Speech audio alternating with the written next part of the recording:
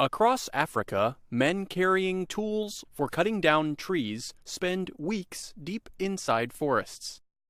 They cut down the trees to burn them in order to make fuel for fires known as charcoal. Because they work at night, mainly on public land, they operate without fear of the law while destroying forests in many countries. Fires in Brazil's Amazon rainforest have brought attention to the difficulties of protecting the Earth's forest lands. The Congo Basin tropical rainforest is about the size of Western Europe. After the Amazon, it is the world's second largest rainforest.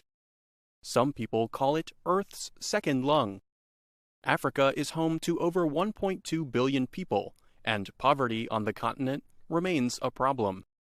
Many nations have struggled to protect forests as growing populations demand plant-based energy resources that are considered low cost. Charcoal is widely used. The European Space Agency says that 25 to 35% of climate-changing greenhouse gases come from biomass burning. Biomass burning is natural or man-made burning of organic material, including seasonal fires people set to clear land for farming. Most of this kind of burning happens in tropical areas of Africa. A 2018 report from the United Nations Food and Agriculture Organization found dependence on charcoal or firewood to be highest in Africa and Asia. Some African cities are almost completely dependent on charcoal for cooking.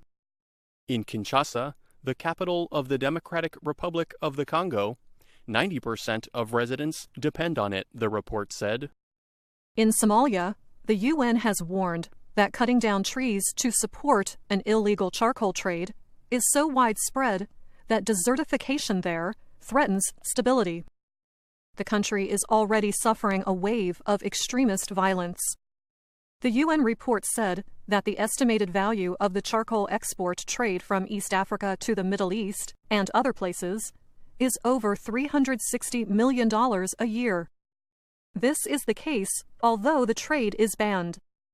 About 8.2 million trees were cut down for charcoal between 2011 and 2017, the UN said. Ugandan government officials have warned about the charcoal trade for a long time. The trade continues, although the electrical power system now extends deep into the country. Hydroelectric power is still too costly for many people, even in the capital, Kampala. Edwin Muhamuza is an environmental activist who runs the group Youth Go Green in Kampala.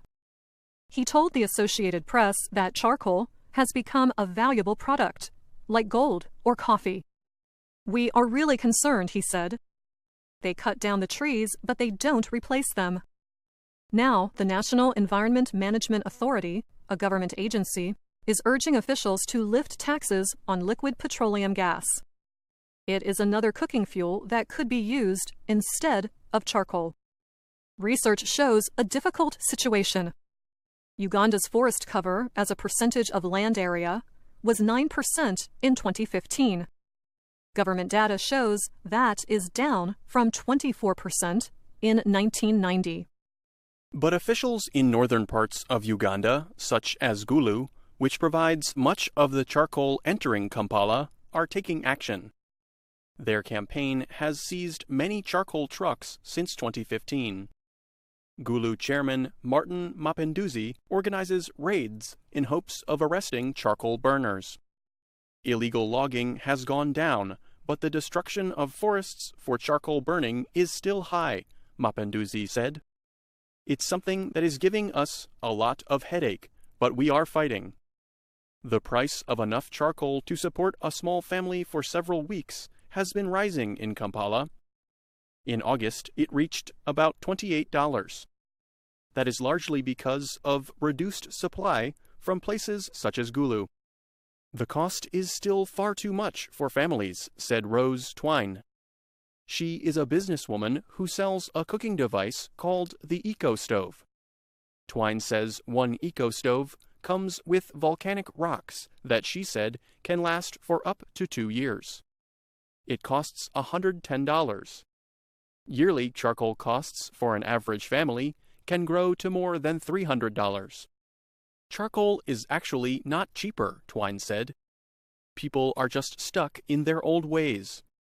Widespread destruction of forests has led to campaigns to take action in some African countries.